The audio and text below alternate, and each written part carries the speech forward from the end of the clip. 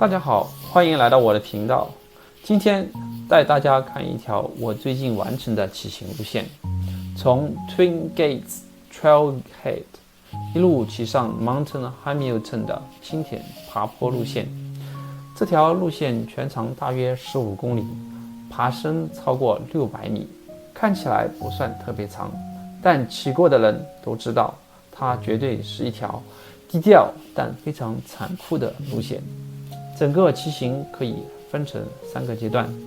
第一段是从 Twin Gates 出发的热身爬坡，坡度大概在4%到6%，路很平静，风景也很开阔，很多人会在这里不自觉极快。但我要提醒一句，如果冲了太快，后面一定会后悔。接下来进入第二段，也是整条路线最痛苦的部分。连续不断的爬坡开始出现，你会看到前方的路一圈一圈往上绕，坡度提升到了6%甚至9%。这一段最大的挑战其实不是体力，而是心理。你会感觉这条路永远骑不完，真正的考验就在这里。最后是接近 Mount Hamilton 山顶的高海拔区，虽然坡度稍微缓一点，但因为海拔上升，风变大，氧气变少，整个人的状态会明显下降。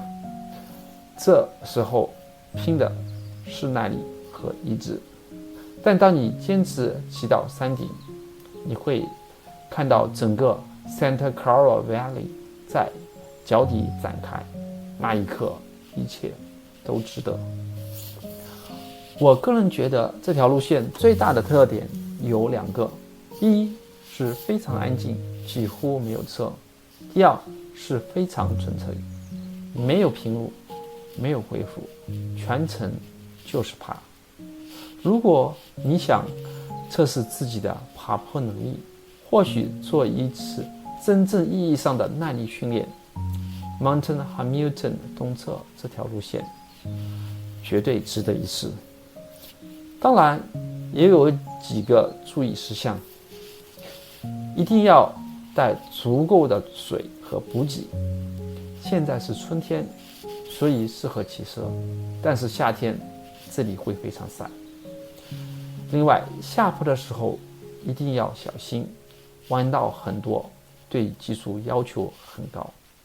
总的来说，是一条不会让你轻松，但一定让你成长的路线。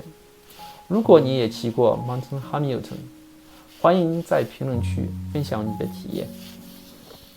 接下来我们来聊一聊湾区本周要闻。2026年的5月，我们正处在一个巨大的转折点上，从硅谷的裁员寒冬到华盛顿的政策转变，再到加州街头悄然出现竞争新势力，每一项变化都在深刻影响着我们的生活。今天我们要通过5件最具代表性的大事，带你直击当前的经济、移民和社会现状。第一件，硅谷裁员潮与失业者的爬山互助。湾区的科技裁员潮仍在继续。根据数据显示，自2025年7月以来，湾区各大公司已经累计裁员近2万人，其中科技巨头仍然是重灾区。讽刺的是，这种大规模裁员的背后，推手之一竟然是 AI 的繁荣。虽然 AI 领域招聘需求火热，但很多公司为了抵消高昂的 AI 投资成本，不得不通过削减其他部门的岗位来平衡开支。在这一片迷茫中，一种特殊的社区正在形成。一位曾在 Google 工作的老兵，在自己被裁后，发起了一个名叫 UNPTO 无薪休假的互助登山组。这个小组从最初的3个人发展到现在每周固定集会。失业者们通过徒步登山来缓解失业带来的巨大压力，在职场中转变，互相倾诉和扶持。虽然这种社区氛围温暖人心，但创始人也坦言，他并不希望这个群体的规模继续扩大，因为每一位新成员的加入都代表着又一个家庭失去了经济来源。第二件，移民局强化安审，导致申请完全停摆。对于无数正在等待身份的移民来说，近期的一项新政无疑是平地惊雷。美国政府引入了一项名为强化安全审查的新机制，导致大批移民案件审查陷入停滞。美国公民及移民服务局 USCIS 已下令，在 FBI 完成更深的背景调查之前，暂时停发所有待处理的绿卡、庇护入籍以及亲属担保申请。这项政策的苛刻程度前所未有。如果申请人的 FBI 数据是在2026年4月27号之前提交的，所有子人必须重新提交并进行2度筛查。这意味着，即便申请已经到了宣誓入籍或者绿卡发放的最后一步，也可能面临无限期的延后。特别是对于来自中国和印度的申请人，这种连锁反应导致的系统瘫痪将带来更长的等待期。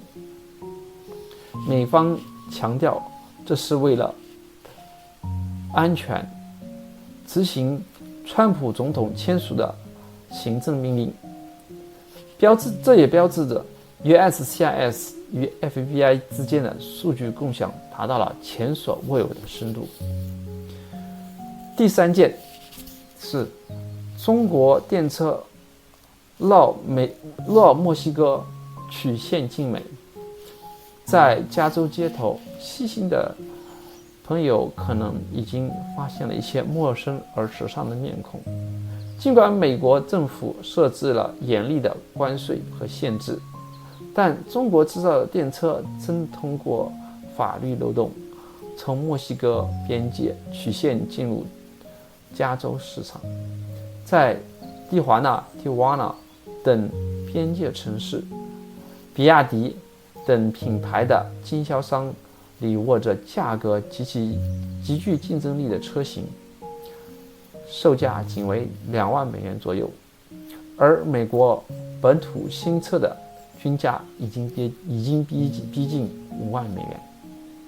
这种车辆不仅便宜，配置更是让美国本土汽车品牌感到了前所未有的威胁。它们配备了双语标识、先进科技，甚至内置了卡拉 OK 等功能，这对年轻消费者极具吸引力。目前，近40%的美国人表示会考虑购买中国电车。尽管华盛顿正在推行立法禁止这类通过加澳绕道的车辆，但现实是，拥有墨西哥居民权或驾照的人可以合法将车开入圣地亚哥。现代汽车的首席执行官直言不讳，在同样的价位下，美国市场几乎无法与中国车竞争。第四点，川普政府重拳打击富人装穷与福利滥用。联邦福利政策正在经历一场大规模的大清查。川普政府近期启动了针对福利诈骗的检查行动，重点打击称为富人装穷的现象，特别是医疗补助白卡和 SNAP 粮食券领域。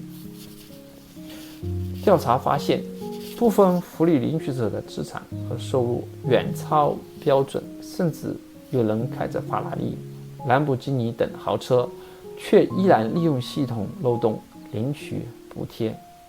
这场风暴的规模非常惊人，仅在川普再次执政的第1年，领取粮食券的人数就减少了约420万。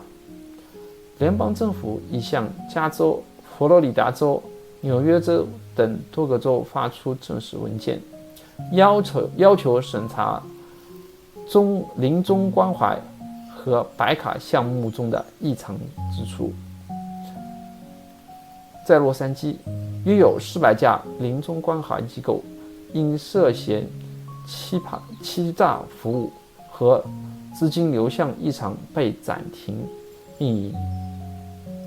官方表示，这种严厉的审查和反欺诈措施旨在将有限的资源留给真正需要的弱势群体。第5点，旧金山灭门凶宅，疯狂一家成交。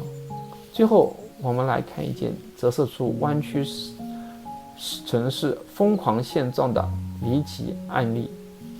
位于旧金山西部伍德公园 Westwood Park 社区的一处曾发生10口灭门惨案的住宅，近期在房市中引发疯抢。